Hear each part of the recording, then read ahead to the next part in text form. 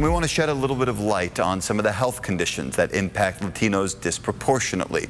Hispanics are 1.5 more times likely to be diagnosed with Alzheimer's and dementia, according to the Alzheimer's Association. While the disease has a history of robbing people of their past and present, one expert we spoke with gives some hope for the future. ABC 10 News reporter Ciara Encinas shares her personal story as a San Diego County clinic works to make a difference for families fighting the disease.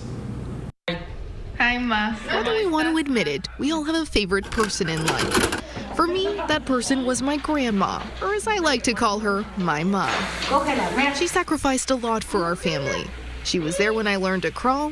She took care of me. She loved photos. Toward the end of her life, photos are what helped her remember.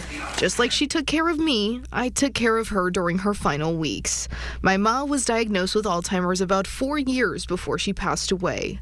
It's a disease that the Alzheimer's Association says impacts the Hispanic community 1.5 times more than white people. With a family history of the disease, I fear I'll be diagnosed with it one day. I'm sorry to hear this in the family. So I sat down with an Alzheimer's disease expert, Dr. Jose Soria Lopez. His work at the Neuron Clinic in San Diego County has the potential to help shape the future of treatment and care. I predict that the next 5, 7, 10 years, there's going to be even more changes to come, more medications available, more diagnostics pathways.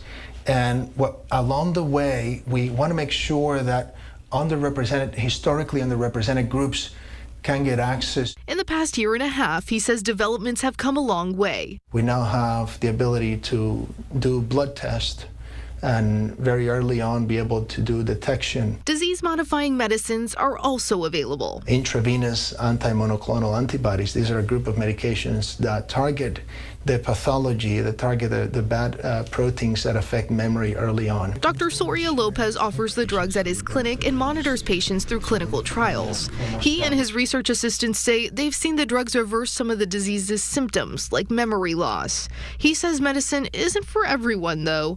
The drugs available are for people in the early stages of Alzheimer's. It can be very scary to come to an office, to a clinical office, a large office, for the first time, having a referral, not knowing what you're going to see, not knowing the people you're going to find, whether those individuals can relate to you and what you've been through. The neurologist says access to health insurance, transportation, and support are barriers that impact detection and treatment in the Hispanic community.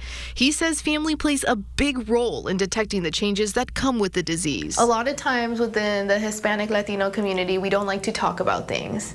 It might be looked at as maybe disrespectful or we just shouldn't ask type of a thing. Why is it so important that we stop that stigma and that we talk about our medical history so that we can prevent things in the future? If we open up, if we bring the symptoms to our primary care doctors, if we then get referrals to a specialist and the specialist can evaluate us and provide us treatment, we are then representing the Latino community and the Hispanic community in those newly available treatment pathways. Dr. Soria Lopez says education about a family history and monitoring things like sleep quality, cholesterol, blood pressure, and hearing loss later in life can all help. While options for detection and treatment weren't available for Ma, I can now remember her through the photos and memories she left behind, and I can hold on to the hope that more are on the way. Ciara Encinas, ABC 10 News.